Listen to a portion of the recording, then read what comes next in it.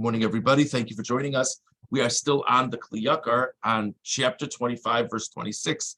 We were discussing yesterday the symbolism of the rings attached to the shulchan, attached to the table, and the Kli Yakar was talking about recognizing that things change in life with one's finances, and that should encourage one, if one has, to share with those who don't.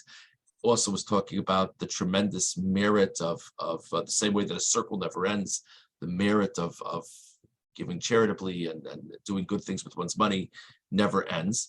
The obvious question is, how does this connect to rings on the Aron? The Ark also had rings. So, obviously those messages don't exactly connect, certainly not the first, don't exactly connect to the Aron.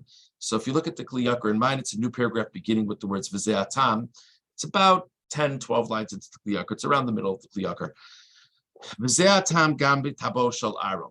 This shel ha'aron. This is also the idea with the rings of the Aron. K'adei Torah sheba Aron yizka l'machol shel tzadikim began Eden k'machol aglozu she'ein lo sof v'doma l'tabas b'tam zeh hayu tabos agulim v'lo mirubayim. There's a very famous Gemara that says that in the end of days, that tzaddikim will dance in a circle and God will be in the middle.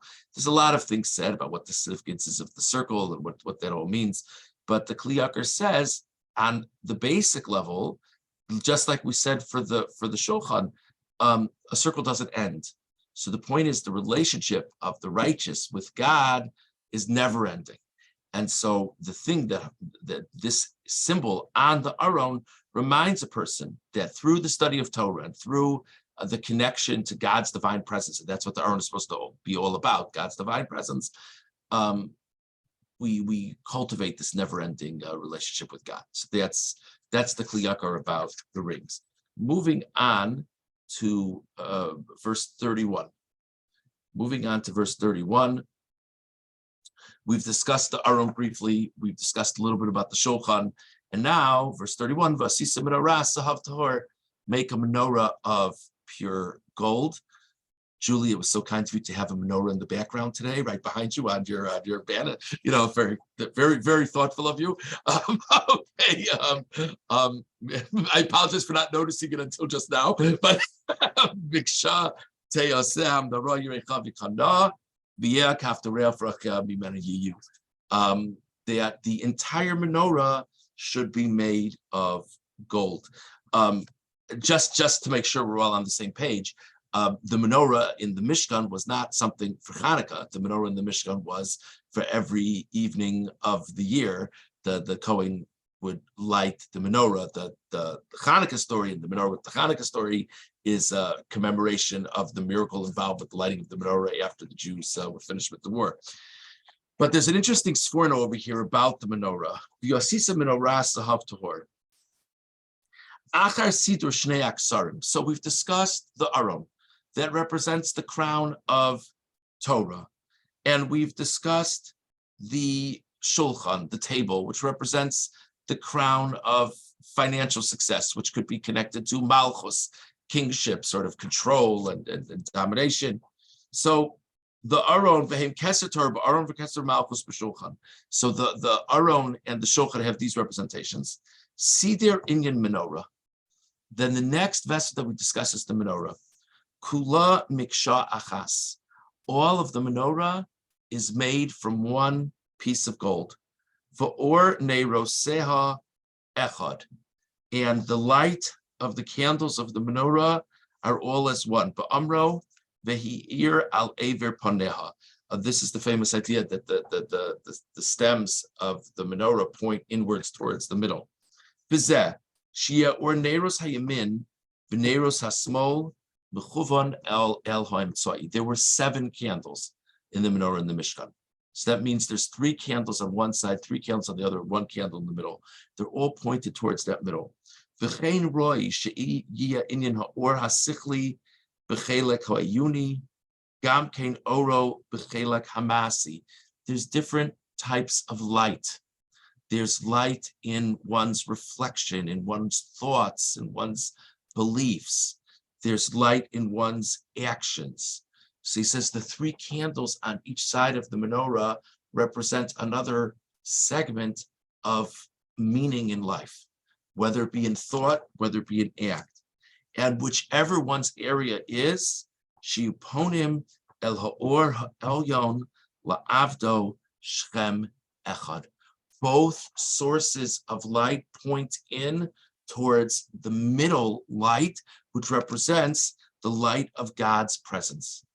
That whatever your area of strength is, either way, it has to all direct back towards God. Ki azya yiru kulam, because then all the different aspects light up. Kamo shiyad b'menorah ka'amro be'amro ba'alos chas haniros amul pnei menorah yerushiv ros v'zeh masayam menorah miksha. That's the significance of all of the menorah being one piece of gold. Ki bios kol ha'or mechuvan le'echad b'nin hamiksha hamora achdos az nira or ki yoel menorah gadol. So that is the idea that that it's all from one piece of gold, that whatever one's area of strength, it all has to tie back to relationship with God. It's a very nice thing to think about. I was talking to someone last night. Someone shared with me a very nice thought last night. There are all these famous. There's a famous quote from the Arizal that creates a comparison between Yom Kippur and Purim. And when you think about it, Yom Kippur and Purim are such different days, and the way we relate to Yom Kippur and Purim are very, very different. And a person just said to me, it's a beautiful thing to think about, that there are some people who are probably more Yom Kippur type of people. In other words, in the sense that the strength of their relationship with God is the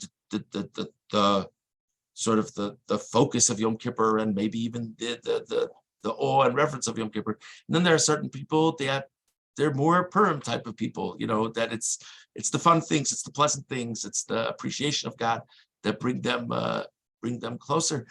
And the point is that whatever your personality is, there's something for you in the Jewish calendar. I thought it was a nice way of thinking about things. I'm reminded of the fellow I knew in yeshiva who thought I was way too intense, who told me that he thought my favorite tune was probably Eicha. And I said, it's a nice tune. But okay. Chapter 27, skipping far ahead, chapter 27, verse 1. Chapter 27, verse 1.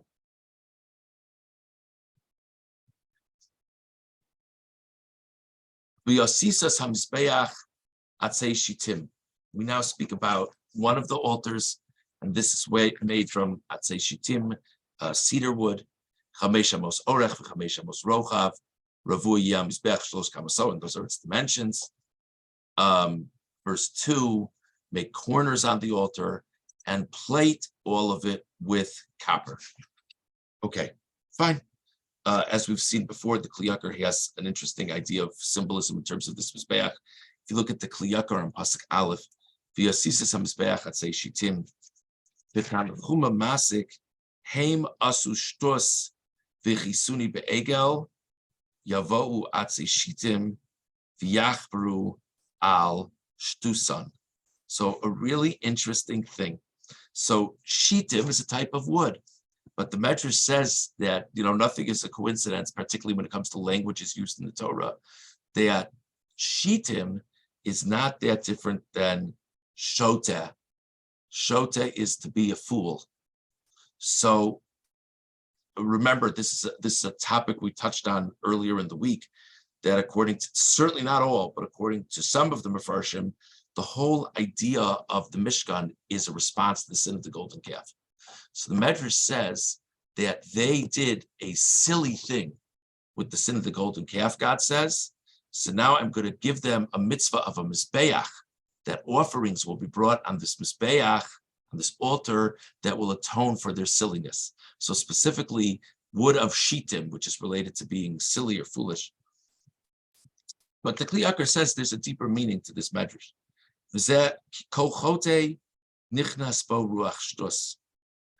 Every time a person sins, every time a person does something wrong, there's a spirit of foolishness that enters a person.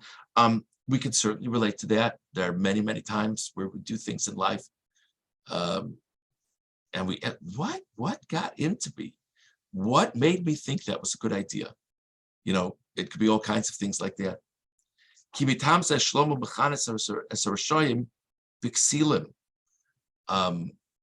We have it's a Mishlei day, so in Mishlei many times Shlomo Melech refers to a wicked person, a sinner, as a ksil, a fool, and on the face of it, it sounds strange. There are plenty of sinners who have very high IQs, so why calling them a fool? But the message is that if ever a person were to really sit and think about his or her life and the world, that God, it's foolish to sin. But that's all the same idea. I think if you sort of tilt this on its side a little bit, there's a very powerful message that comes from it, which is that when we meet a person who conducts themselves in an inappropriate way, it's really, we're really doing them and ourselves a disservice by just branding them in our minds and saying, oh, they're no good person. I mean, obviously there are unique people in this world who really are evil human beings, but the vast majority of the people, even people who do bad things, are not evil. They're just, they just don't understand. They just don't know. And maybe circumstances have overtaken them. Maybe they're down. Maybe they've snowballed, but they could always turn it around. And when we look at ourselves and say, wow, when I did that, it was just a spirit of foolishness that came into me.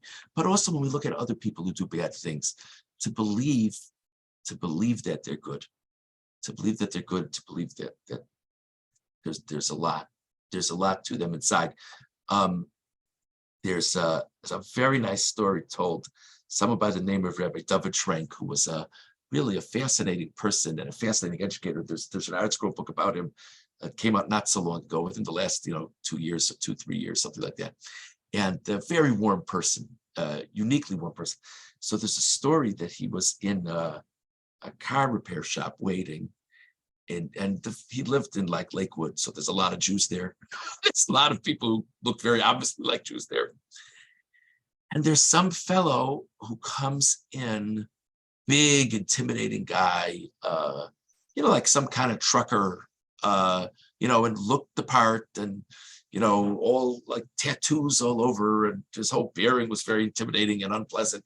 And everyone kind of ignored him because everyone was sort of intimidated by him. And Rabbi Trank wasn't the type to ignore anybody. And he jumped up, he gave the guy a big hug. He said, "Brother, how are you?" He said, "You and me, we're brothers." And everybody else, and he had whatever exchange with him. The person clearly appreciated being greeted, as we all would. And after the driver left, a number of other people in the waiting room said, "What did you mean when you called him your brother?" He said, "He's a Jew." I said, "How do you know that he's a Jew?" He said, "The guy's wearing a Magen David. You didn't notice it?" But when we look at externals could be how a person is dressed. Externals could be what a person is doing, and we block out so many other things. But if we actually looked at a person and said, even if they're doing something that I don't necessarily subscribe to, but there's a human being in there, there's an neshama in there, it's a whole different way of thinking about things. So we discussed the Kli Yakar further about the rings on the Aron. We discussed the Sforno regarding the menorah, and we discussed this medrash connected to the Mizbeach, the altar, about how to view the spirit of foolishness that fills a person who commits a sin.